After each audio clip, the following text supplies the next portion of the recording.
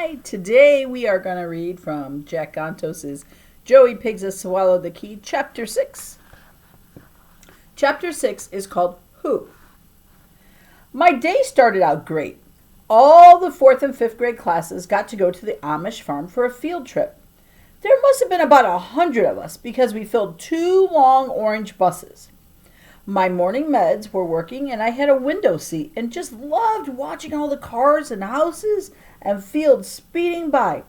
And when Mrs. Maxey was busy with the other kids, I sat up on my knees and stuck my head out of the top of the window and felt the breeze swoop past me so fast and hard it made everything in my head stand still. That was the best part of the day right there, sticking my head out of the window just like a dog. When we got off the bus, Mrs. Maxey and Mrs. Deebs and 2 other teachers and a gang of moms had us all line up.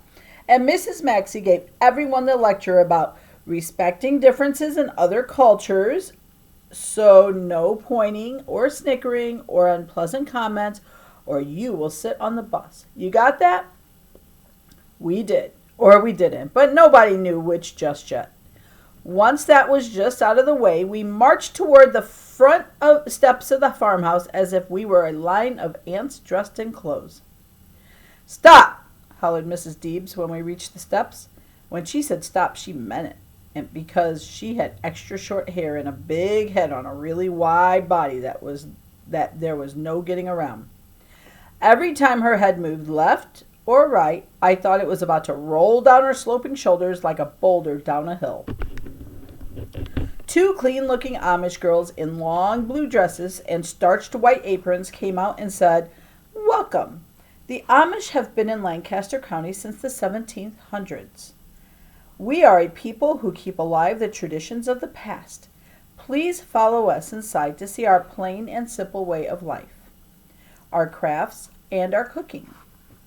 For a moment I thought how it would have been so funny if kids took a field trip to my house when me and my grandma were living together. We'd step out the front door and say, "Welcome. Our place looks like a tornado's just hit. Run around inside like we do and have a blast." The Amish girls led us across the porch, which had a line of rocking chairs. So while I was waiting my turn to go inside, I ran from chair to chair, giving each one a good push, as if a family of ghosts was rocking, until one of the moms gave me a look and pointed to the end of the line, which meant I had already lost my place. Finally, I stepped through the front door. In the large room to one side were a bunch of old ladies with handkerchief hats on their heads. They were huddled together like a circle of mushrooms after a rainstorm and had hand sewing a big quilt with huge sunflower stars in the middle. In the next room, more ladies were hooking rugs and doing needlepoint, and even though the moms were all oohing and eyeing as if they were watching fireworks, I started not to listen to any of it because I smelled something really good, really sweet coming from down the hall, and after just one whiff of that smell, I couldn't pay close attention to anything else. We passed a few more rooms, and I didn't care if the Amish were doing card tricks or shaving their beards off.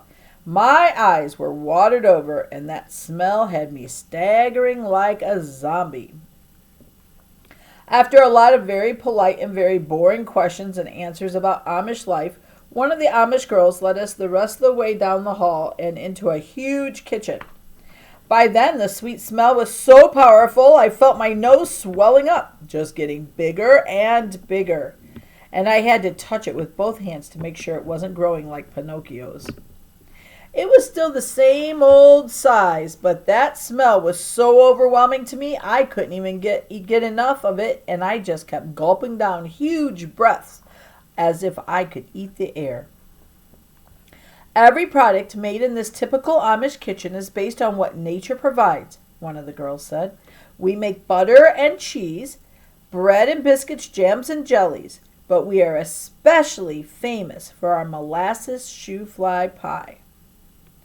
At first I didn't think I heard her right. A pie made out of shoes and flies and molasses? I said to Seth, "I bet it's really good," he said. "You should ask for some with extra flies." Yeah, I said, and was thinking about the pie so much I didn't hear another word the girl said about Amish cooking secrets. The thought of a pie made out of shoes and flies was amazing to me. And really, I didn't care if they made their pies out of sweat socks and wiggle worms, as long as they turned out this sweet smelling, I'd eat 'em.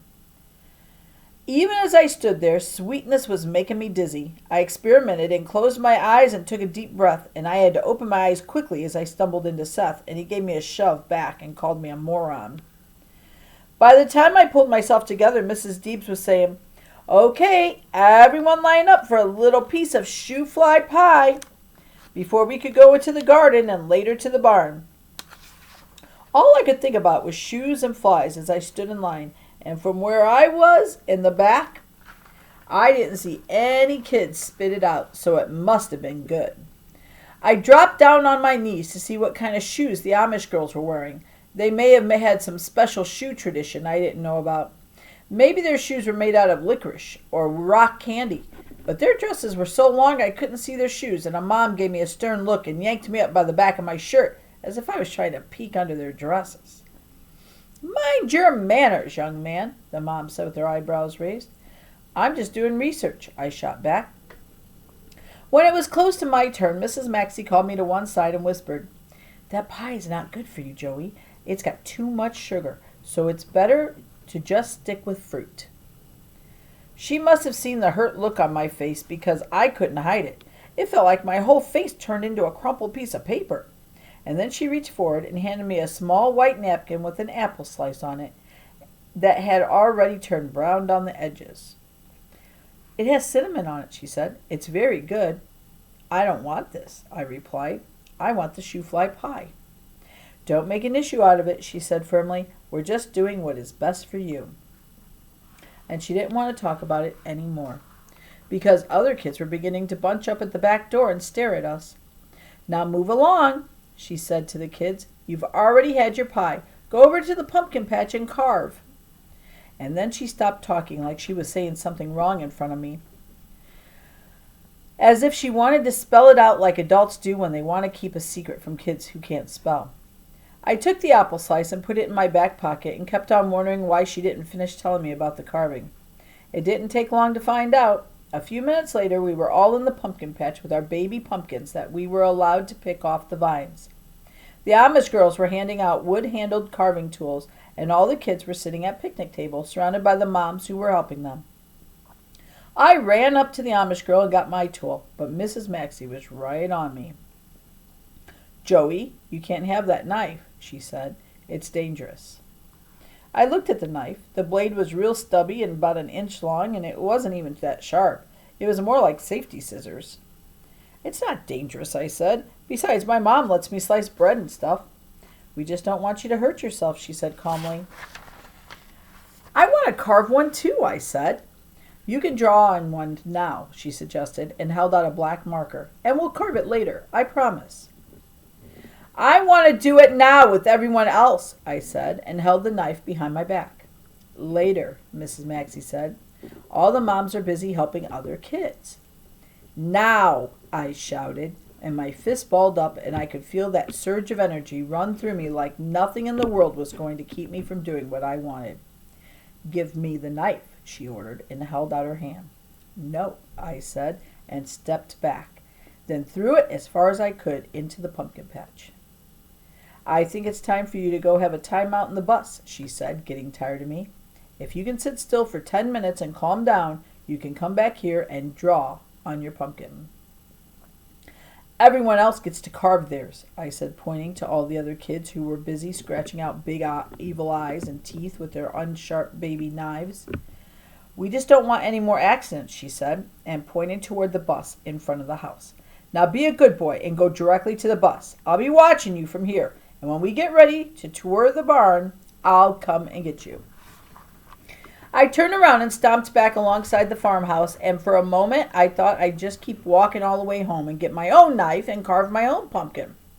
But I felt Mrs. Maxey's eyes staring at the back of my head, so I didn't. And then I passed a window and smelled that sweet pie again. I glanced back over my shoulder, and some kid was pulling on her sleeve and talking to her, So instead of walking home or going to the bus, I sneaked around to the front door of the farmhouse. The quilt ladies were still working as I marched by real quick down to the kitchen.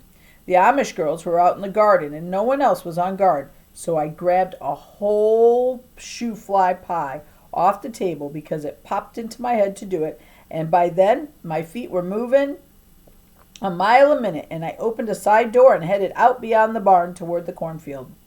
I ducked down low and ran between 2 rows of tall stalks until I couldn't see nothing around me but corn plants. I sat down and stuck my finger straight through the brown crust as if it were a knife, and I carved out a broken-looking Halloween face on the pie. And when I was finished, I stuck my fingers in my mouth. It was sweet. As sweet as the little packets of sugar I eat at Dunkin' Donuts. Sweeter, maybe. More like log cabin pancake syrup, right out of the bottle, the way I drink it if Mom even for a second lets it stay out on the counter. And the pie was almost as runny as the syrup. It wasn't gelled up like the cafeteria cherry pie, so I picked the top crust off and ate that first, while I stirred my finger around, trying to find the shoes and the flies. But it was just all molasses, so I felt tricked but didn't know how. Then I just kept sticking my 2 curled fingers in it and licking them off, and the more I ate, the faster I wanted to eat it, and nothing else mattered. Not the real flies sticking to my fingers and lips, not the wind blowing through the corn stalks, not the voices overhead of kids carving pumpkins. Nothing. Just eating the pie and tasting the warm sugar melt all over my tongue and ooze down into my belly like a slippery, sugary snake. And when it was almost finished, I bent the tin pie plate in half and tilted back my head and poured the last brown drops of it right down into my throat. Then I licked the plate like a dog, and by the time I finished, my mind was a mess and my legs were pumping. I was ready to run a circle around the entire world. I had a funny sound in my head, kind of like a hissing, like when the TV station goes off the air at night and there is nothing but static, but really loud static and no words at all, getting louder like tires speeding down a wet road and coming right at me.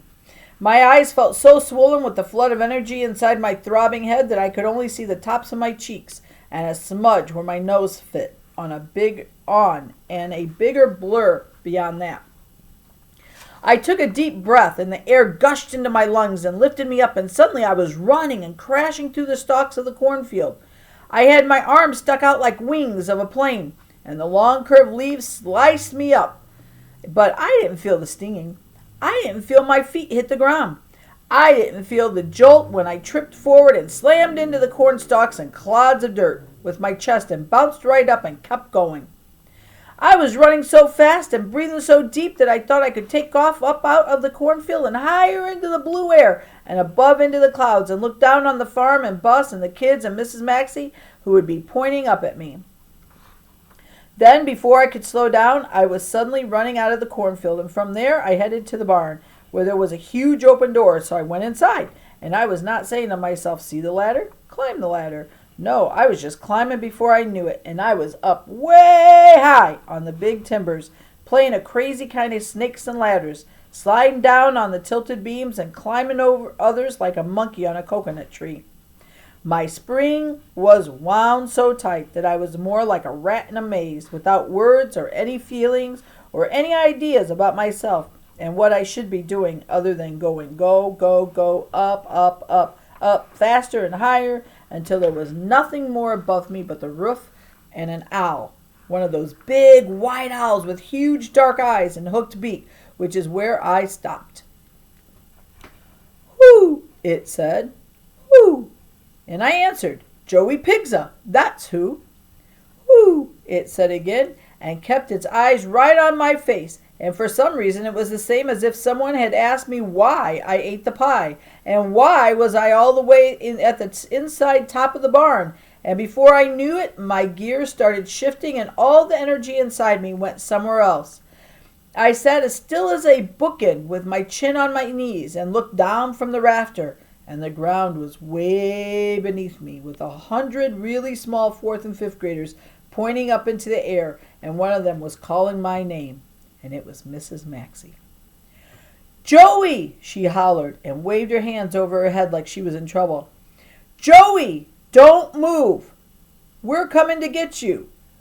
And in a few minutes, the biggest ladder I'd ever seen was being raised up from the back of a horse and wagon, and an old man with a long white beard wearing a big black hat was climbing up as if he was Santa for the Amish. "Don't worry, son," he said. "Just stay put. That owl don't bite." "Me either," I said, squeezing some words out of my brain. I stood up on both feet and began to walk the big beam, and everyone below looked so tiny, and they were all yelling for me to sit down. But I didn't want to sit. It was the last thing in the world I wanted to do. I just kept walking across the huge room until below me was a pile of hay bales. And I had seen about 1,000,000 movies of kids falling in hay and bouncing up and down and running off. So it seemed no different than playing stuntman or jumping into piles of fall leaves. So I yelled out, "Geronimo!" as I jumped. The best part was being in the air, sort of wiggling as if I was doing a hula dance to keep it from landing on my head. And then I hit the hay with my feet first, and it wasn't soft like the movies, but so hard that it felt like something had landed on me instead of me landing on it. I didn't even sink into it like leaves or anything. It was more like landing on a huge pincushion, and each time I bounced down on it, I was jabbed about 100 more times, but none of it hurt as much as my ankle when I tried to stand up. I must have twisted it, and instead of being able to run away, I tried to crawl. But by then, another old farmer was on me. "I got him!" he hollered to those who were still to come. "Joey," Mrs. Maxey said, and when she came running over, "What got into you?" And then she must have seen all the molasses on my face and shirt, and she put two and two together. Her face first got mad, but then when the farmer put me down on my feet and I fell over to get to one side because of the pain in my ankle, she got all worried again. "Let's see that ankle," she said, and untied my shoe with her nervous hands, which hurt because my ankle was a little swollen and looked more yellow than it should have. "Oh, Joey," she sighed and tried to feel for broken bones. "What are we going to do here?" "I didn't mean to get hurt," I said. "I just wanted to jump in the hay." "I know," she said. "It's just that there is always a difference between what you think you are doing and what happens to you and everyone else." I looked up, and there was Maria Dombrowski writing my name down on a pad because Mrs. Maxey had told her to keep a list of everyone who got out of line. And everyone else, teachers and parents and Amish, were all looking at me as if they were at the zoo and I was something in a cage. "I'll be okay," I said, and pulled my foot out of her hands and stood up. "But my shoe doesn't fit anymore, so they can just have it for their pie." I pointed at the Amish girls, and they began to giggle and cover their mouths. Then everyone began to laugh, except for Mrs. Maxey. I don't think she got the joke. And that ends Chapter 6. Hope that was entertaining for you.